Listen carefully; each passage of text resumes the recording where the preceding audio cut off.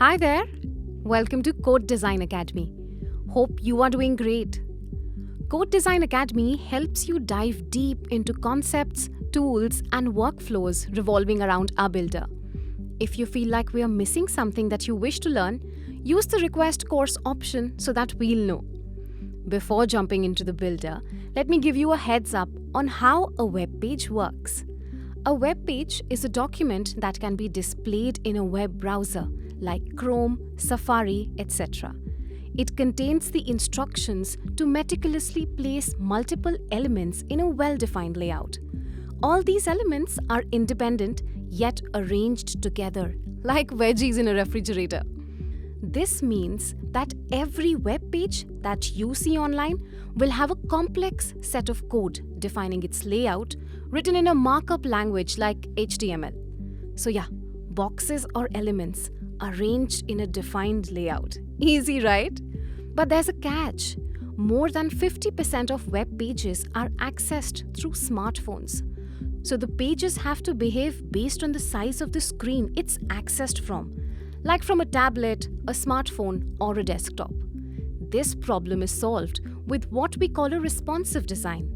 Before no code, to create a responsive web page, you had to manually code it line by line.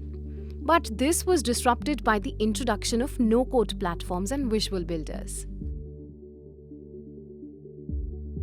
So once you create a new project or click on an existing one, it will take you to the builder. As you see, the builder consists of a header, a footer, sidebar, and most importantly, the canvas. Before we dive in, let me tell you about the 3 tabs or workspaces of the builder, as you can see here in the left side of the footer. These are the Design, Database, and the Settings tabs. This is the Design tab, where you are going to spend most of your time, followed by the Database tab, where you'll store and access data from things like contact forms.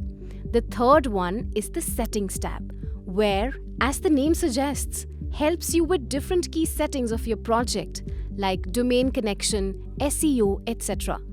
We'll be covering the rest of the footer components later in this video. Having the tabs explained, let's head over to the Design tab and start from the top, the header. As you take a stroll through the header bar, you can find icons that you are familiar with, like the undo and redo buttons. And some of them would be totally strange to you.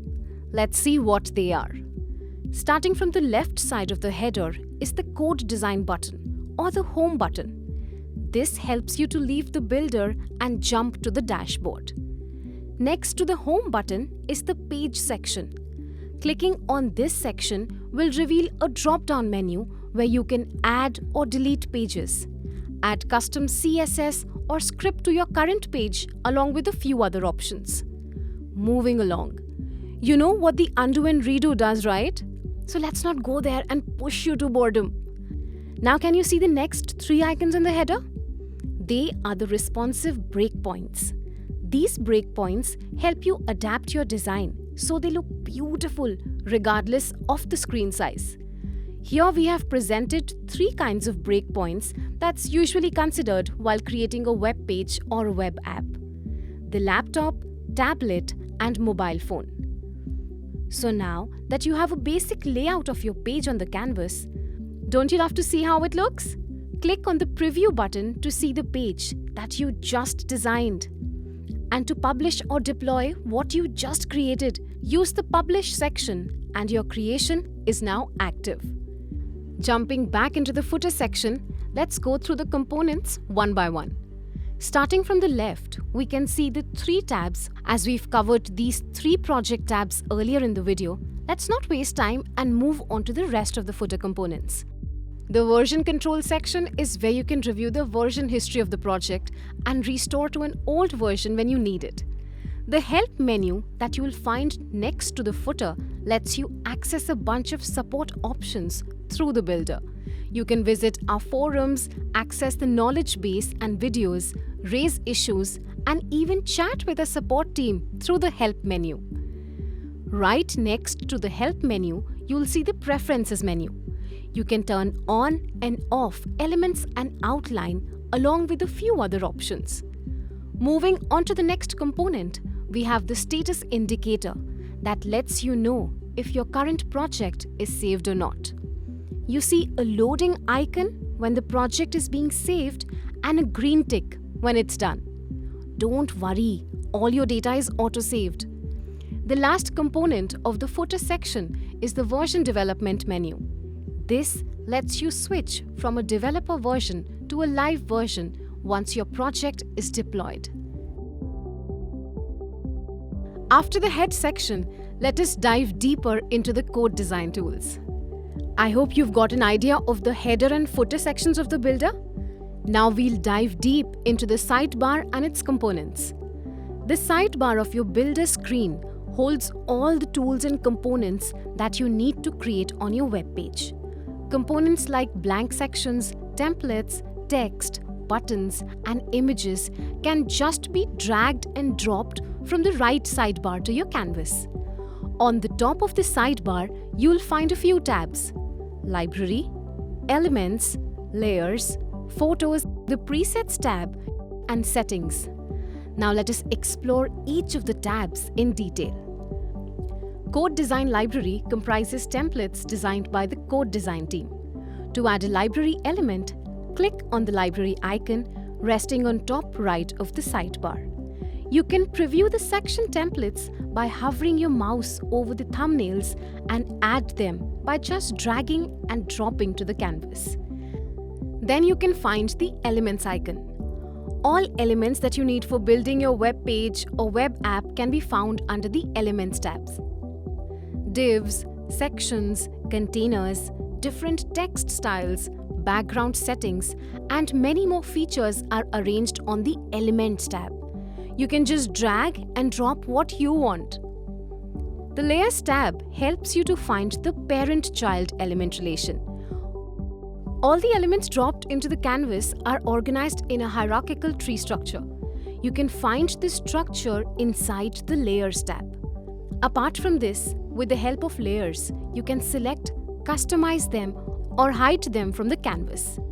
Coming up next is the Photos tab. You'll be able to search and add images from Pixabay to your designs, or you can upload the images of your choice with a single tap. In the Presets tab, you will find the components which you've saved so that you can reuse them later.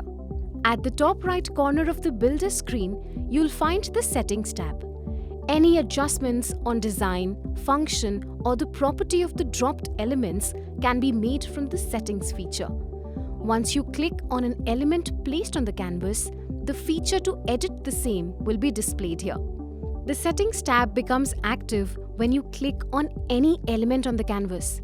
You'll be able to scroll through different settings, functions, and properties of the elements on the Settings tab, effectively making this one of the most important parts of the builder.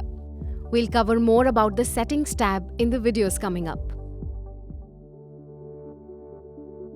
Today, I'll be showing you how to drop an element from the right sidebar and how it's previewed for the different screen sizes. So you can simply drag and drop elements you want from the sidebar to the canvas, like Canva or pretty much any other drag and drop tool you've used before. So for example, I'm adding a header template to the canvas. See? Now when you select the element, you can make the necessary changes from the settings section that's visible on your sidebar. Like I showed you earlier, you can drag and drop every element such as div, section, forms, images, and much more from the sidebar and edit different settings on the same. For some of it, you might want to add background, colors, or images. So let's check out a div.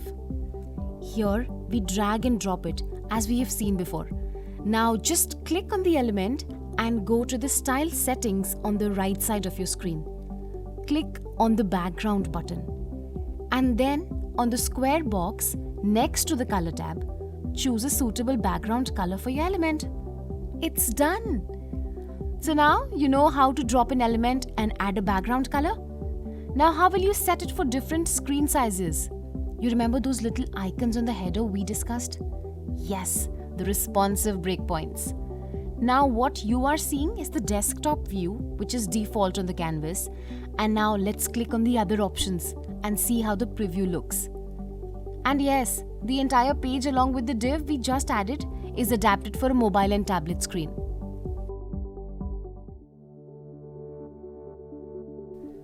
With over 500,000 designers and developers in the world vying for a customer's attention, your style is what makes you unique and attractive, right? So now let's see how we can make your page look stylish. CodeDesign provides you with various style setting options to enhance the appeal of your page, such as background, shadow, border, effects, etc. Now let's see how effectively you can create a background for your page. All that you have to do is to drop an element you want to add the color to. Then choose the style settings on the right side of your screen. Click on the background button. Tap the square box next to the color tab and then choose a suitable background color for your element. And voila, done! And in the case of adding an image or gradient to a component, it's so easy with the help of CodeDesign Style Editor. We can add multiple images and gradients to an element in the blink of an eye. You can find the image and gradient option underneath the style settings on the right side of your screen. See, right here. Click on the plus button you see here to add one or more images or gradients and your favorite image from the gallery. And there you go. Now you know how to style your page in style? Until we meet again, let us solve the mysteries of CodeDesign through our message box. Ask us your doubts, and as we always say, don't hesitate. Bye-bye. Hi there. So as you must know that with better ideas and the best words beautified, you could make a better impression and keep your web page engaging. This is where the importance of typography lies. So let's learn CodeDesign's typography. With adequate changes in your style and necessary writing etiquette, your pages will attract and convey your concepts. CodeDesign with its multiple typography settings ensures you the perfection in styling what you write. Let's see how. While scrolling down the right sidebar of your canvas, you can find different typography elements under the Elements tab. So this includes span, text link, paragraph, and various kinds of heading patterns. Now the question would be how to edit the typography of a text component. To edit, drop the type of text you want to add from the default typography elements on your right sidebar. Let me tell you how. For example, a heading. Select the text element on your canvas. And now you can find the typography settings on your right sidebar. Type your content in the box below and you can make the basic changes such as bold, italics, underline. You can also color a portion you want to highlight from here itself. And to set its font style, size and weight, you can select the portion of your text that you need to edit on your right sidebar. So choose the font style from the tab below where more than 1200 Google fonts are assembled for your ease. So right below the font style, you can find the option to edit the size. And next to it, a box where you can edit the font weight. By selecting a color from the color tab given just below these tabs, you can also change the font color of your entire text element in just a single click. If you might want the entire text or its selected portion to stand aligned in a certain direction, then this is the tool you use. Now, my friends, you're equipped with the most effective CodeDesign tools that you could use to exhibit your creativity. That's all for this video. To know more, follow CodeDesign Academy and tune in for the videos. Hi folks! In this video, you will learn to add a class to your components and its perks. Haven't you always thought that it would be great if there was some magic trick to get the same styles and designs across your project in a single click? That's why we put forward classes. CodeDesign classes are built on the concept of HTML classes for those of you who are familiar with it. For those who are not, Classes help you organize the designs and styles of the components throughout a web page or website with your least efforts. That is it. And once you have created a class, you could reuse them whole across your project. Now let's see how to add to a component. First thing, as usual, to do is to select the component onto which you have to add a class. Here, let's drag a div as a component and select it. There. Now move to the right side of your screen and find the settings spot, and there under the title design, you can find a space that says add class name. Just name the class you want to create. For example, if you intend to use it only for the style settings, you can name it the stylist. Now press enter and done. You have added a class. First, let us click on the component we are about to add the style. Then in the class we created, that will usually be visible in your design settings. Scroll down to the style settings to add the style you want to add. So for example, we'll try setting the background color. Click on Style Settings and choose one color that's suitable for your background. And voila!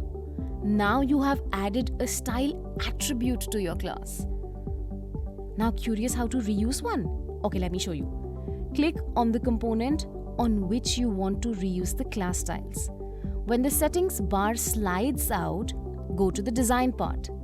Type the class name to which you have added the styles previously. Tap enter. Done and dusted. And now to move on, select the component from which you have to remove a class. Go to the design settings on your right side, and now as you can see, click on the close button. And it's gone. Okay, bye-bye folks. I will see you soon on the CodeDesign Academy with a new video. Hello there. Welcome to CodeDesign Academy. To customize an element, CodeDesign has several categories listed in the sidebar. This includes layout, style, and flexbox settings. Today, let us concentrate on the layout settings. As most of you might know, the layout settings are used to control the position of an element. It also helps us to determine their X and Y values. Now, let us see how we can position an element using these settings. Let's start with the position. Position defines where an element is going to be displayed inside its parent element, which can be a div, section, or the page body. We have two options here when we go about the position settings: relative and absolute. First, we'll talk about relative positioning. In relative positioning, the changes of value on an element are subjective on its immediate sibling element, or technically speaking, the flow of the document. But on the other hand, in absolute positioning, the element's computed position is relative to its parent. Next up, the display settings. The display property specifies how an element is displayed. You can set it to either block, flex, or none. Block by default takes up the maximum width available to it. Setting it to flex will make it a flexbox container, which we covered in the previous video. The third option is called none, which hides the element from the document. Next up, let's have a look at Z-index. Z-index provides the X order of an element similar to how you have X and Y coordinates. If an element is added on top of the other, there is a change of overlapping. Z-index helps to avoid this chaos. If two elements, A and B respectively, are added onto the canvas, the element which has a higher Z-index value stays on top of the other. Last but not the least, we have padding. Padding adds inner spacing around an element's contents. It helps you to place multiple elements together and add space between them. Okay, let us look at how it's done. You can either add padding to all the sides, or if you want to add some spacing to the top and bottom individually, you can do that too. It's that easy. There's more to the layout settings, but we will be covering that in the next video. Hey all! Welcome to CodeDesign Academy. In the previous video, we discussed how layout settings work, right? We will continue where we left off and cover basic concepts like controlling the position and size of an element. For relatively positioned elements, you can adjust the margin in two different ways. First one is easy. Once you select the element, you will see a blue label on the top left corner. Click and drag this label to place the element anywhere you desire. However, if you need fine control over the margin and position, that's where the second method comes in handy. Head to Layout Settings and you will see the option to update the margins. You can update the margin values for top, right, bottom and left. You can enter the value and then you can choose an appropriate unit like pixel, percentage, etc. You will also find an option called Auto inside the drop-down. This gives the browser freedom to control the values and units of the margin. Let's try updating the margin left to 100 pixels. And voila! You can see the element moving to the right. If you're curious to see how to center align an element horizontally, you can actually do that with margins. For margin left and margin right, we will input the value auto. Look at that! The element has been aligned to the center. Similar to how you positioned the elements, you can also resize any element in two different ways. You can find resize handlers at the bottom and also on the right end of any element. You can drag the handler to resize the element to any size. However, if you want finer control, you can head to the layout settings and update the width and height. Like margins, you can enter a value and choose a unit for width and height too. Let's start with width. Auto is the default value just like that of margins.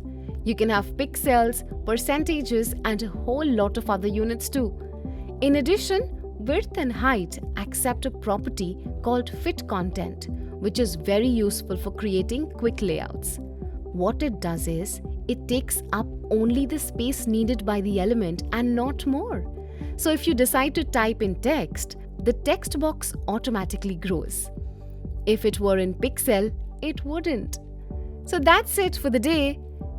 Every layout setting gives you the pleasure of modifying your creation from scratch. Enjoy it while I take a break. Bye-bye. Flexbox is a layouting system that helps you align elements and build a beautiful and responsive web page. You can align the elements independently over a particular direction, either the vertical or the horizontal. It is commonly used to arrange elements along a single line or within columns, and to align them according to the edge of an inner container. So here you see the flexbox element. You can directly drag and drop it to your canvas in times of need, just like this. You can also transform any kind of block into a flexbox. For that, all you have to do is to choose the block, go to its settings on the right sidebar and choose Layout Settings. There, you can find a button named Display. Click on the drop-down button that lies right to the display. Choose Flex from the list. Now your block is a flex. There are many unique properties that a flexbox holds. For example, imagine a scenario where you need to align elements horizontally on the desktop and vertically on a mobile screen. Select the parent element. Go to Flexbox settings and then make sure that the direction is set left to right. Now, let's go to the mobile breakpoint and see how it looks. It looks kind of cramped, doesn't it? So we're going to change the direction to top to bottom so that the elements are aligned vertically. Next up, we have FlexWrap. FlexWrap, who is a feisty boss which decides whether the flex items are forced to a single line or can be flowed into multiple lines. This can be useful when you have a multi-row layout like an image gallery. Justify content and align items help you align the elements for both X and Y axis. What if you need to align this particular set of elements horizontally and vertically to the center of this container? It's pretty easy. You can choose the center align option and tada, you're done. There's a lot more that happens under the hood, and if you're keen to know more, don't hesitate to dive into CodeDesign docs for a detailed documentation. I will see you soon on the CodeDesign Academy with a new video. Today, we are going to touch upon one of the most important topics surrounding design, which is responsiveness. When you build any modern web page, both you and the users expect them to be mobile responsive. In CodeDesign, this is very easy to do without writing any code. We have responsive breakpoints for mobile and tablet that you can use to build a responsive website. Click on the tablet icon and mobile icon to quickly toggle your responsive view. You can also use the slider on the right to resize your view. Any change you make to the web responsive breakpoint is propagated to both tablet and mobile. So you will only need to make trivial changes before you can deploy your pages. Apart from that, you can also add breakpoints for larger screens. They are not added by default, but if you want pixel-perfect responsive designs, you can add them as you see fit. Now, for creating responsive design, you can use some simple techniques. For starters, you can try building most of your layout using Flexbox. With Flexbox, you can easily change the layout from horizontal to vertical so that they look pretty on smaller screen sizes. Go to the mobile breakpoint and you can toggle the direction to top to bottom. Neat, right? You might encounter issues where an element disappears or overflows beyond the screen.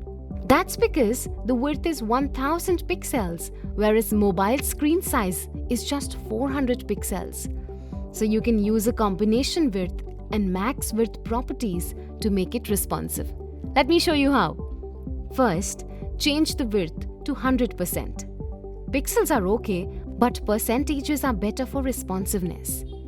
Next, we define the maximum width for the element. There is this drop-down menu under the width here. This will let you adjust the maximum and minimum width of your element. We add the value 1000 pixels. Now, the element looks good on all responsive layouts.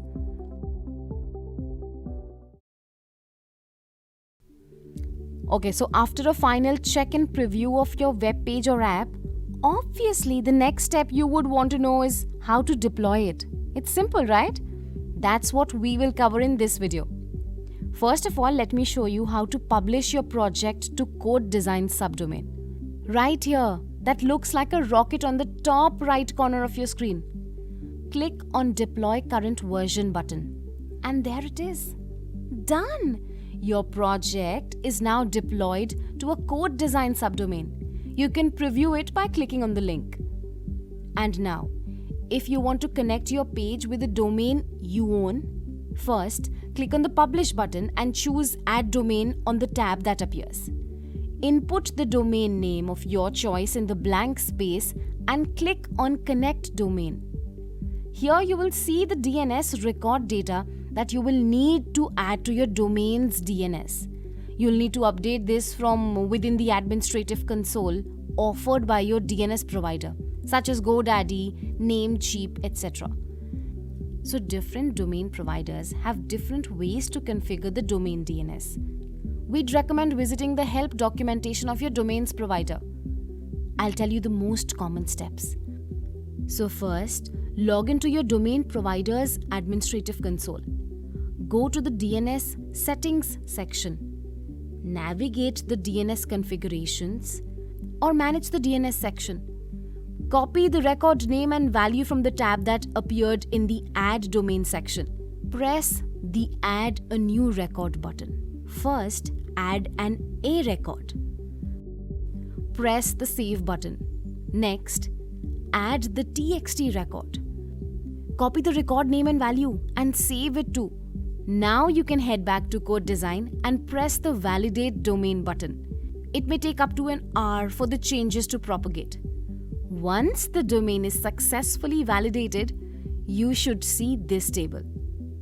Now let's head back to your project and go to the Deploy tab.